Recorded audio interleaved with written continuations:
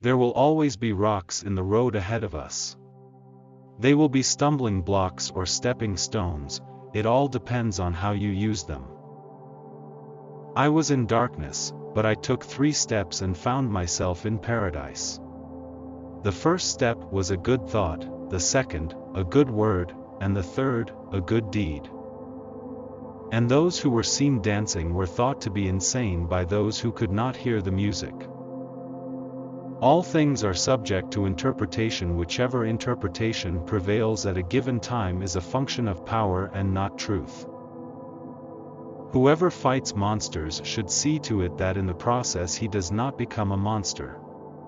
And if you gaze long enough into an abyss, the abyss will gaze back into you. Nobody can build the bridge for you to walk across the river of life, no one but you yourself alone. There are, to be sure, countless paths and bridges and demigods which would carry you across this river, but only at the cost of yourself. You would pawn yourself and lose. There is in the world only one way, on which nobody can go, except you. Where does it lead? Do not ask, go along with it. The snake which cannot cast its skin has to die.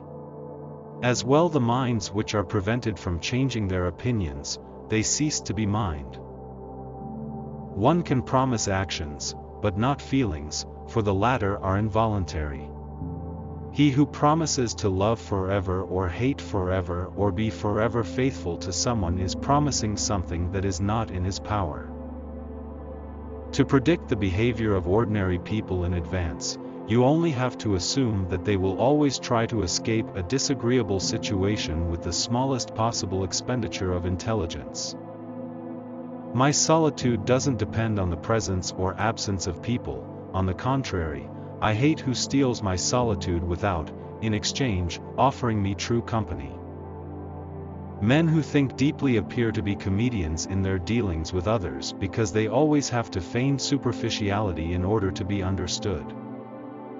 The surest way to corrupt a youth is to instruct him to hold in higher esteem those who think alike than those who think differently. When marrying, ask yourself this question: do you believe that you will be able to converse well with this person into your old age? Everything else in marriage is transitory.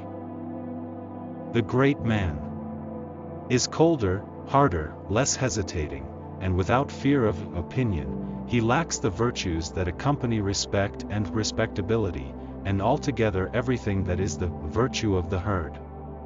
If he cannot lead, he goes alone. He knows he is incommunicable, he finds it tasteless to be familiar. When not speaking to himself, he wears a mask. There is a solitude within him that is inaccessible to praise or blame. Young people love what is interesting and odd, no matter how true or false it is. More mature minds love what is interesting and odd about truth. Fully mature intellects, finally, love truth, even when it appears plain and simple, boring to the ordinary person, for they have noticed that truth tends to reveal its highest wisdom in the guise of simplicity. The discipline of suffering, of great suffering, do you not know that only this discipline has created all enhancements of man so far?